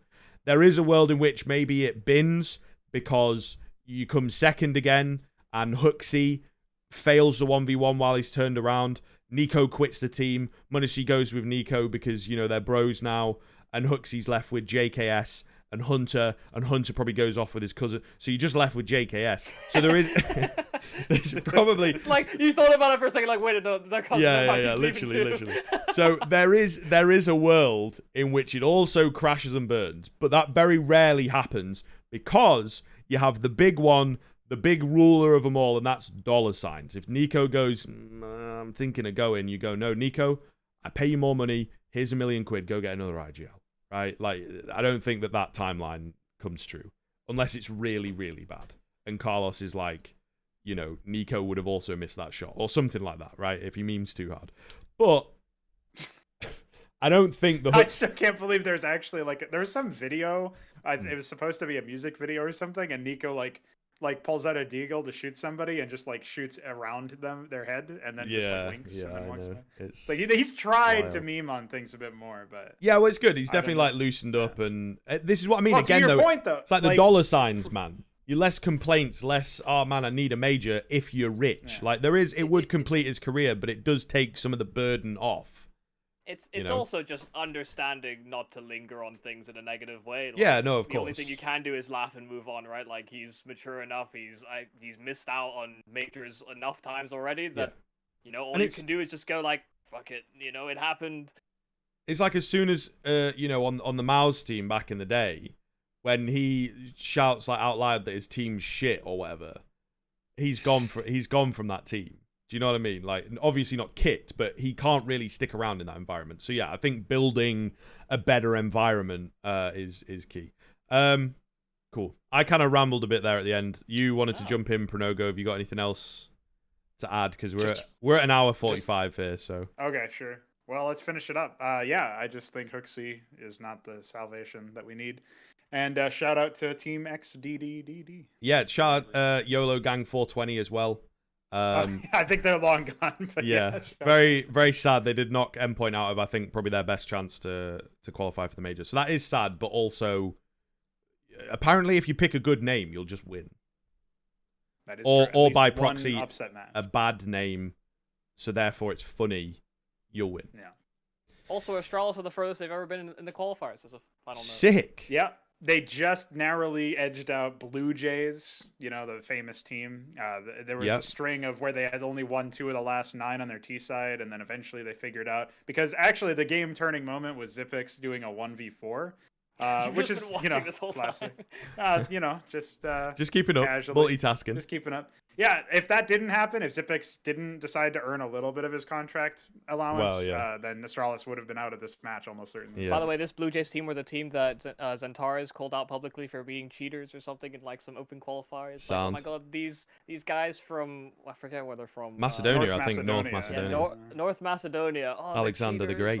That we would never lose to a team like this, and they're just good players. So. Yeah. No, the problem is they forgot it for this match, YouMe. Ah, right. Of course. But yeah, there you go. We open the show starting about Astralis. Shit. I was about to nail the finish. We open the show talking about Astralis, right? And we end the show also talking about Astralis. And to steal a Stuart Lee joke, it is a callback to give the illusion of structure. So there you are. There you go. Thank you very much for watching, everybody. We will indeed be back with another episode next week. There you go. Thanks for watching, and if you enjoyed this podcast, check out this video right here.